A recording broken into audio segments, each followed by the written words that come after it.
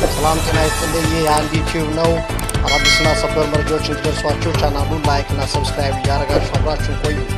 ሰላም ውድ የዩቲዩብ ቤተሰቦች፣ ሰበርና ትኩስ መረጃዎች ተሰምተዋል። ላይክ እና ሰብስክራይብ እያደረጋችሁ እንድትሰሙ በአክብሮት ጠይቃለሁ። ሳውዲ አረቢያ ስውርና የተጠኑ የአየር ጥቃቶችን ኢራን ላይ ማድረሷ ተሰምቷል። ሳውዲ ይህን ጥቃት የፈጸመችው ኢራን ለፈጸመችባት ድብደባ የአጸፋ ምላሽ ለመስጠት እንደሆነ ተነግሯል። ኢራን ሳውዲን ካጠቃሽ በኋላ በምላሹ ሳውዲ አረቢያ ደግሞ ኢራንም በድብቅ ለመጀመሪያ ጊዜ የተባለ የአየር ድብደባ ፈጽማለች ተብሏል።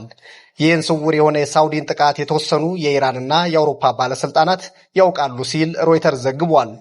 ይህ በእንዲህ እንዳለ ዩናይትድ ስቴትስ ከኢራን ጋር በምታካሄደው ጦርነት እስካሁን ከ29 ቢሊዮን ዶላር በላይ እንዳወጣች ፔንታገን አስታውቋል። ይህ ወጪ ከተገመተው በላይ እንደሆነም ተነግሯል።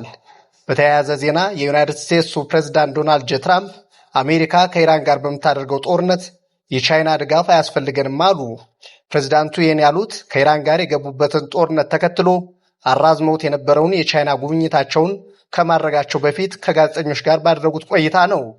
ይህ ለሌላ ጊዜ ተላልፎ የነበረው የትራምፕ ቻይና ጉብኝት ለነገ ሐሙስ ቀን ተቆርጦለታል ተብሏል።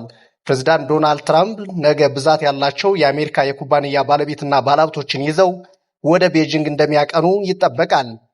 ከነዚህም ውስጥ የቴስላ እና የአማዞን ባለቤቱ ኤለን መስክ እና የአፕል ኃላፊው ቲም ኩክ እንደሚገኙበት ዋይት ሀውስ አስታውቋል። በሌላ ዜና ደግሞ በእስራኤልና በሊባኖስ መካከል ተደርሶ የነበረው የተኩስ አቁም ስምምነት ከተጣሰ በኋላ እስራኤል ከሄዝቦላ ጋር የምታደርገውን ጦርነት አጠናክራ መቀጠሏ ነው የተሰማው። በዚህም እስራኤል በደቡባዊ ቤይሩት በአንድ ሃይዌይ መንገድ አቅራቢያ በፈጸመች የድሮን ጥቃት ሰዎች መጎዳታቸውን አልጀዚራ ዘግቧል።